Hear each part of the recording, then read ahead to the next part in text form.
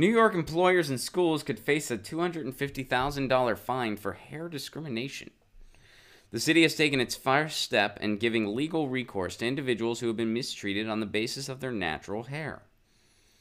New York City Commission on Human Rights has published a legal enforcement guidance that would make race discrimination on the basis of hair illegal. Under the new guidelines, the targeting of people based on their hair or hairstyle at work, school, or in public spaces will now have a penalty of up to $250,000. The Commission can also force internal policy changes of offending institutions.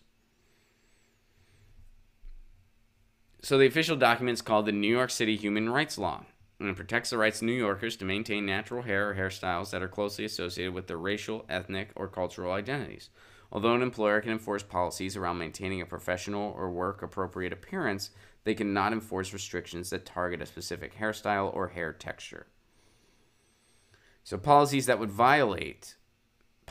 be in violation of New York City's human rights law include policies that prohibit twists, locks, braids, cornrows, afros, bantu knots, or fades, which are commonly associated with black people. Violations also include requiring an employee to alter the state of their hair to conform to specific standards, including having to straighten their hair or use chemicals.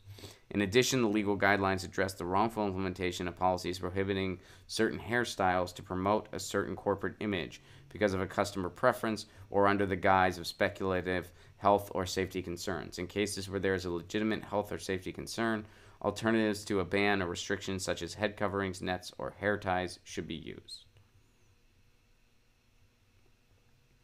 So the guidelines were created following investigation after workers at two Bronx businesses, a medical facility in Morris Park and a nonprofit in Morishana, as well as workers in Queens, filed complaints against their employers. According to the complaints, employees were asked to alter their natural hairstyle to fit a company preference or image.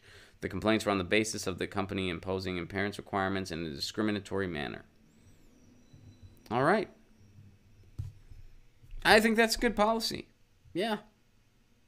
Yeah. Cool. Good for New York. Good for New York for doing this. Get your news on with Ron. Don't you want to know what's going on? We're getting our news on today. Get your news on with Ron. Don't you want to know what's going on? We're getting our news on today. Yeah, yeah, yeah. You can tweet me an article at Ron Placone. We'll go through it together and make it our own. Get your